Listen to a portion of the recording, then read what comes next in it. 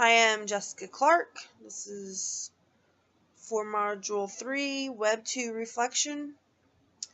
I really enjoyed the lecture, and I was more intrigued about anthropology than I was YouTube. I'm not really into YouTube all that much, although I have used it for instructional videos and music videos. I also thought it was interesting how much the internet has changed in the last 10 years and how much it means to people all over the world. YouTube seems to be this community all on its own that I didn't really know existed until this lecture. And like I said earlier, I knew about it and I have watched many videos on YouTube, but I was not aware of how much people seem to connect with it and other YouTubers.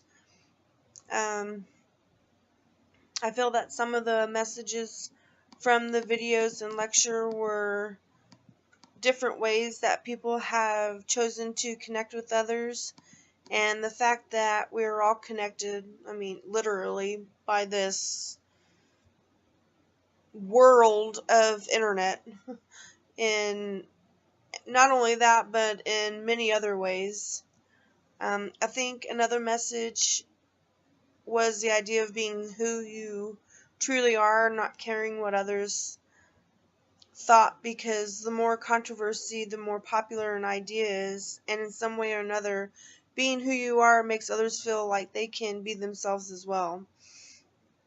I think in some way that I can relate to the messages, because honestly, who doesn't really want to be themselves and have people accept them for who they truly are?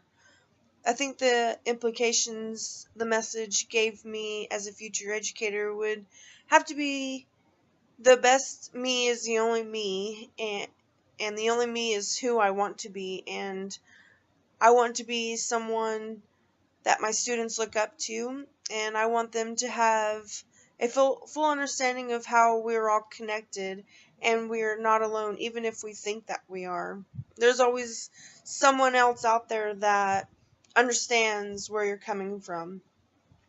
We all have a purpose, and I hope that I can enlighten my students as much as this lecture did for me.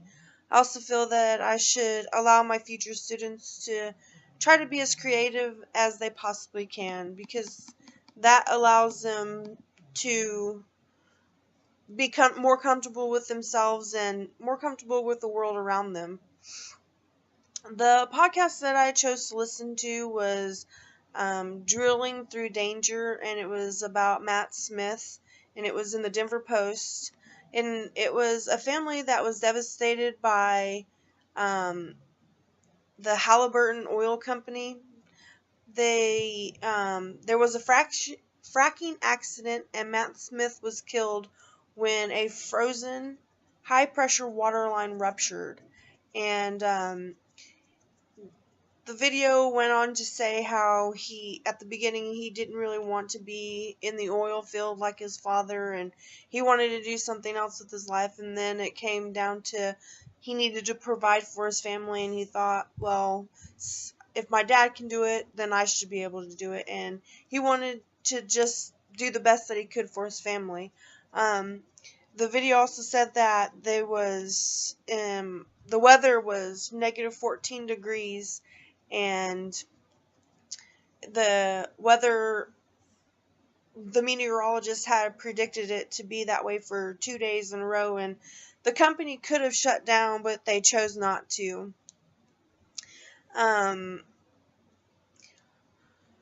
So the family was very devastated, and it was heartbreaking to see their reaction while they were talking about their son.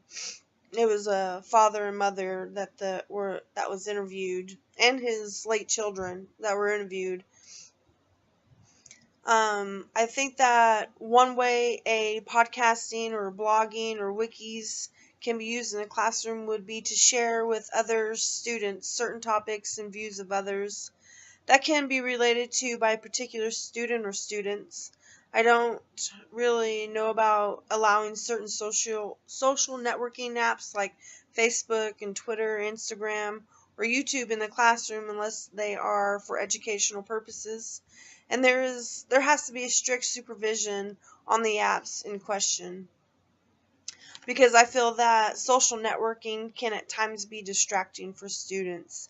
If you just allow them free reign to Facebook and Twitter and Instagram, they're going to be Facebooking about their personal lives or causing drama, perhaps, that doesn't that I see on children's Facebook pages or even Twitter, there and Instagram both. And YouTube, I haven't really seen Google has locked down a lot of the censor needed webcasts, I guess to call them, on YouTube, but it's still kind of needs to be there needs to be strict guidelines while using those applications. But I do feel that if they are for educational purposes, then yes, they can be beneficial in the classroom. The first podcast that I chose to use was Dig.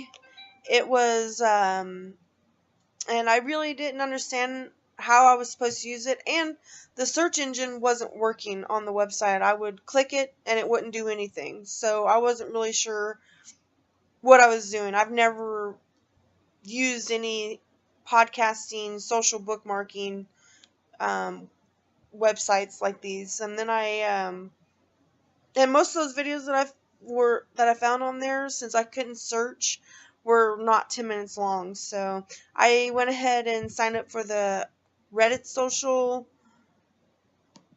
bookmarking website, and I found it to be more useful, although I'm still not real sure how to fully use it.